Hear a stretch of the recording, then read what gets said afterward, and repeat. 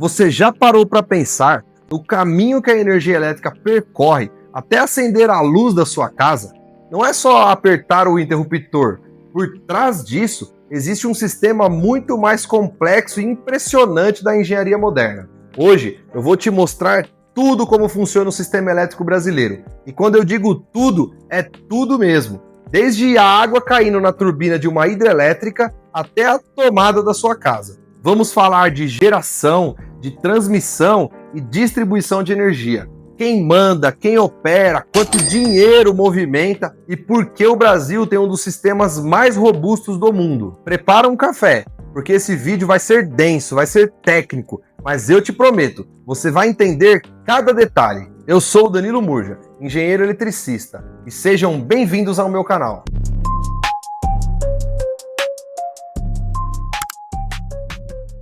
Vamos começar do início. Como a energia é gerada no Brasil? Imagine um rio com água correndo. Quando você constrói uma barragem, você acumula milhões de litros d'água em um reservatório. Essa água tem energia potencial gravitacional. É água parada, mas cheia de energia esperando para ser liberada. Quando você abre as comportas, a água desce por tubulações gigantes chamadas de condutos forçados. A pressão da água faz girar as turbinas hidráulicas. Pensa numa roda d'água gigante, só que muito mais sofisticada. Cada turbina está conectada a um gerador, que é basicamente um ímã gigante dentro de bobinas de cobre. Esse movimento cria um campo magnético que induz corrente elétrica. Pronto, você transformou energia mecânica em energia elétrica. No Brasil, 60% da nossa energia vem de hidrelétricas. Itaipu, por exemplo, tem 20 unidades geradoras que produz 14 mil megawatts. Para você ter ideia, isso alimenta 15% de toda a energia consumida no Brasil e 86% do Paraguai. Mas não é só a hidrelétrica. Temos usinas termoelétricas que queimam combustíveis, gás natural, diesel, carvão, para aquecer a água, gerar vapor e esse vapor girar as turbinas conectadas a geradores. É menos eficiente, é mais poluente, mas quando precisa ela funciona. Temos usinas eólicas, onde o vento gira pás gigantes conectadas a geradores. O Nordeste brasileiro hoje é uma potência nisso.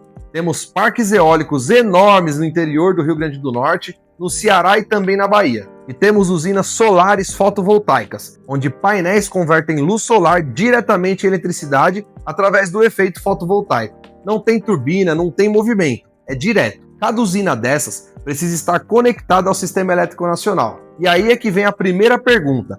Quem controla tudo isso? No Brasil, quem regulamenta o setor elétrico é a ANEEL, Agência Nacional de Energia Elétrica. A ANEEL define as regras do jogo, quanto cada concessionária pode cobrar, quais são os padrões técnicos, como funciona a concessão de usinas e das linhas de transmissão. Agora, quem opera o sistema em tempo real é o ONS, o Operador Nacional do Sistema Elétrico.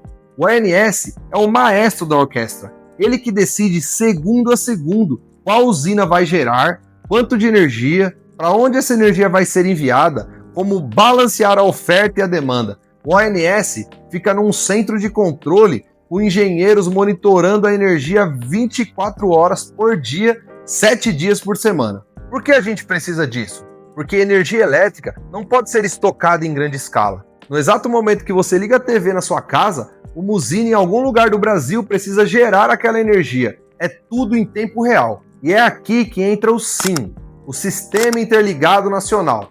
O SIN é a maior rede elétrica da América Latina.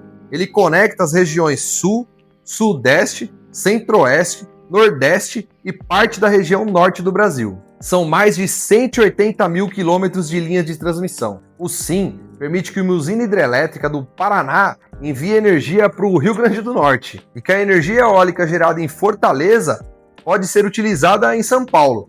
É um sistema interligado, integrado, que otimiza recursos. Só algumas regiões isoladas da Amazônia ficam de fora do SIN e usam sistemas isolados, geralmente com geradores a diesel. Quem são as empresas que geram a energia? Temos dezenas de concessionárias. As maiores, Eletrobras, que foi recentemente privatizada, a CEMIG, a Copel, a CESP, a ENDE, a AES Brasil, a Neoenergia. Cada uma opera usinas em diferentes estados. Essas empresas vendem energia no mercado regulado, para distribuidoras ou para o Mercado Livre, direto para os consumidores. E tudo isso movimenta bilhões de reais por ano. Beleza, a energia foi gerada. Agora ela precisa viajar. E é aqui que entra o sistema de transmissão, a espinha dorsal do sistema elétrico brasileiro. Linhas de transmissão são aquelas torres gigantes de metal que você vê na estrada, com cabos pendurados. Elas transportam energia em altíssima tensão por centenas, às vezes milhares de quilômetros. E por que em alta tensão? Por questões físicas simples. Quanto maior a tensão, menor a corrente elétrica necessária para transmitir a mesma potência. E quanto menor a corrente, menores as perdas por aquecimento nos cabos. É mais eficiente. No Brasil, as linhas de transmissão trabalham em diferentes níveis de tensão, o que chamamos de rede básica, em 230 kV, 345, 440, 500 e até 750 kV. As linhas de 500 e 750 kV são as superestradas da energia. A linha de Itaipu, por exemplo, trabalha em 600 kV em corrente contínua. Para você ter uma noção, as tomadas da sua casa, 127 ou 220 volts, estamos falando de 3.000 vezes tensões maiores. Aqui vai um detalhe técnico importante. A maioria das linhas usa corrente alternada, famosa CA, mas algumas linhas de longuíssima distância usam corrente contínua, a famosa CC. Corrente alternada é aquela que inverte a direção 60 vezes por segundo, e são os 60 Hz no Brasil. É mais fácil para gerar, transformar e distribuir. Quase todo o sistema elétrico mundial usa a corrente alternada. Corrente contínua é aquela que flui sempre na mesma direção, como numa bateria. Ela é mais eficiente para transmissões muito longas, porque tem menos perdas. Itaipu usa corrente contínua justamente por isso. São quase 1.000 quilômetros de Foz do Iguaçu até São Paulo. As torres de transmissão são estruturas de aço galvanizado projetado para suportar o peso dos cabos, vento, chuva e até raios. Existem vários tipos: torres autoportantes, torres estaiadas, estruturas em H e mais alguns. Os cabos são feitos de alumínio com alma de aço. O alumínio conduz bem a eletricidade e é leve. O aço no centro dá resistência mecânica. E tem um detalhe: você já reparou que os cabos parecem estar soltos, meio bambos?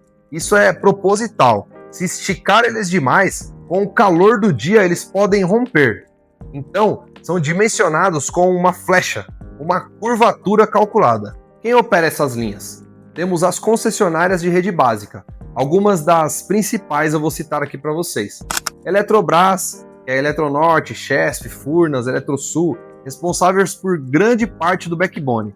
ISA-CETEP, a maior empresa de transmissão da América Latina, opera principalmente em São Paulo. Taesa, Alupar, Energisa Transmissão, Copel Transmissão. Cada uma cuida de um trecho do sistema e todas são fiscalizadas pela ANEEL e coordenadas pela ONS. Agora vem a parte crítica: como proteger o sistema? Imagina que uma usina está gerando energia e jogando na rede.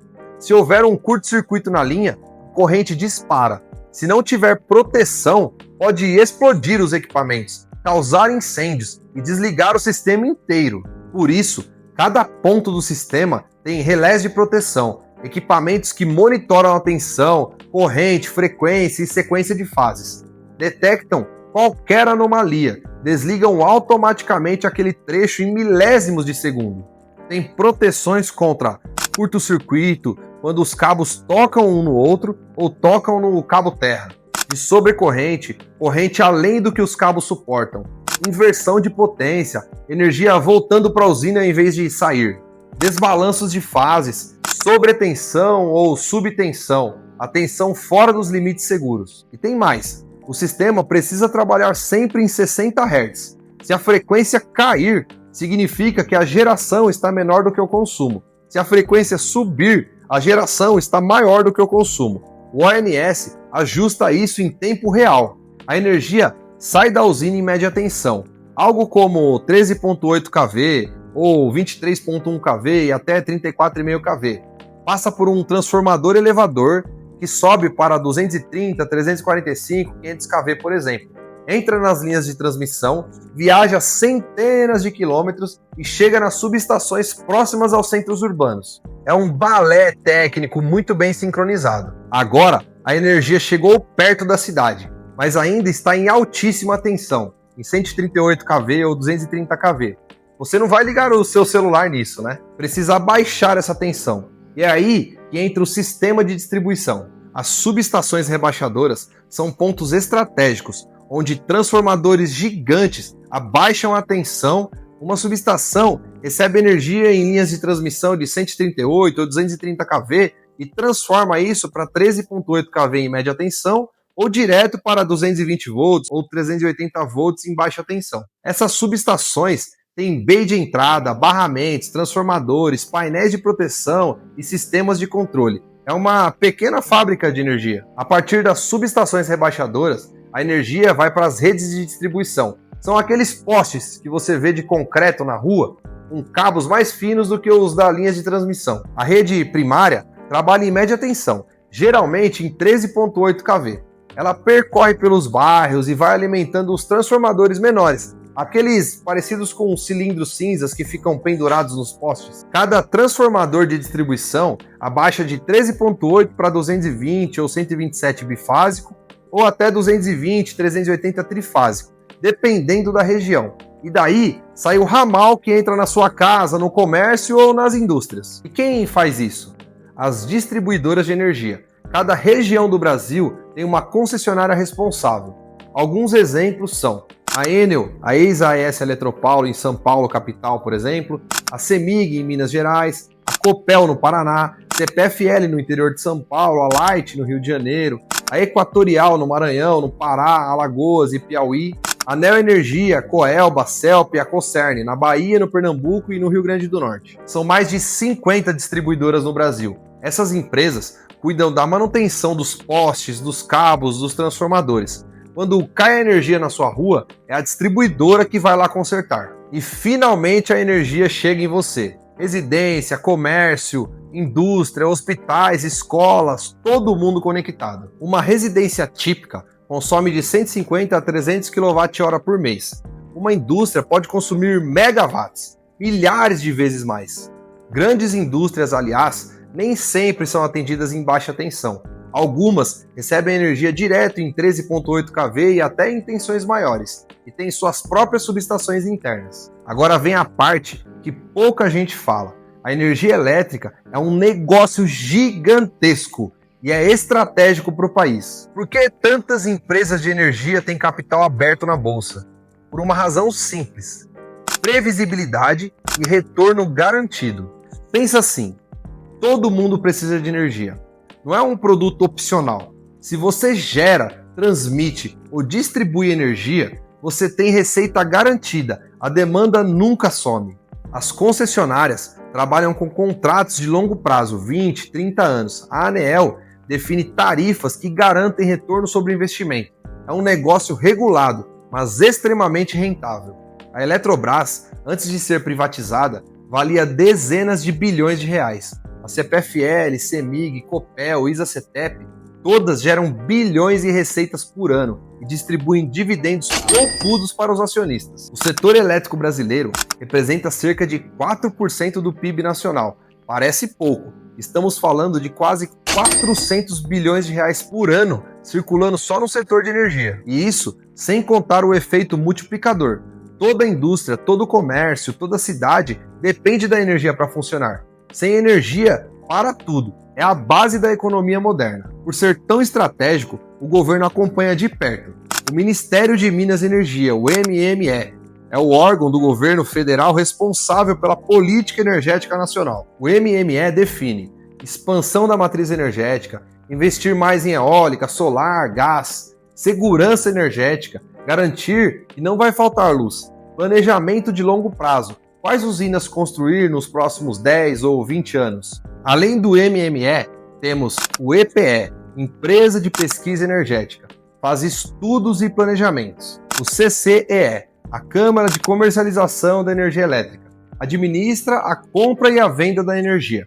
O CMSE, o Comitê de Monitoramento do Setor Elétrico, monitora a segurança do suprimento. E tem mais. O Congresso Nacional influencia através de leis. Estados e municípios também têm papel essencial na distribuição. É uma teia complexa de poderes, mas tudo gira em torno de um objetivo: garantir que a energia não falte e que seja acessível. Agora, como o Brasil se compara ao resto do mundo? Os Estados Unidos, o sistema mais descentralizado, com milhares de empresas distribuidoras locais. Matriz energética mais depende de gás e carvão. Linhas de transmissão menos integradas que o Brasil. Na China, o maior sistema elétrico do mundo. Matriz energética dominada por carvão, em torno de 60%. Mas investimento pesado em renováveis. Sistema altamente centralizado, controlado pelo Estado. A Europa, sistemas interligados entre países. Matriz diversificada com nuclear, eólica, solar e gás. A Alemanha está apostando em renováveis e fechando usinas nucleares. A Índia, sistema em expansão acelerada, mas ainda com problemas de fornecimento. Muitas áreas rurais sem acesso confiável. Matriz dominada pelo carvão. O Japão, pós-Fukushima, reduziu o nuclear e aumentou o gás natural e renováveis. Sistema extremamente confiável e eficiente. A África, a maioria dos países com sistemas precários. A África do Sul é exceção com sistema robusto, mas depende muito de carvão.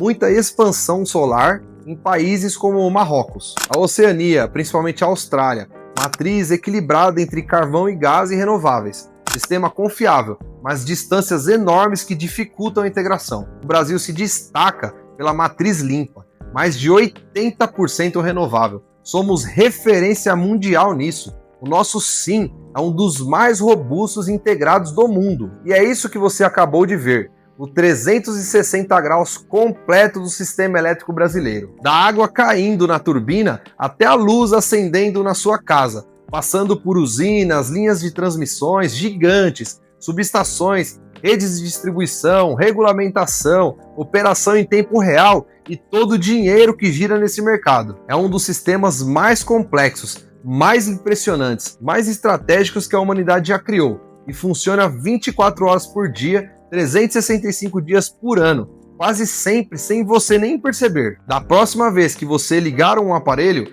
lembra, tem uma hidrelétrica a 800 km, gerando uma linha de 500 kV, transmitindo em uma subestação e um transformador no poste rebaixando. Tudo sincronizado, tudo protegido e tudo regulado. Isso é engenharia de verdade. Se você gostou desse conteúdo, se inscreva no canal, deixe o seu like, compartilha com alguém que precisa entender como o mundo funciona. E se você é estudante de engenharia ou está pensando em ser, vem comigo. O Brasil precisa de mais engenheiros que entendam esse sistema, que melhorem ele e que construam o futuro. Eu sou o Danilo Murja e essa aqui é a verdadeira engenharia fora da sala. E a gente se vê no próximo vídeo.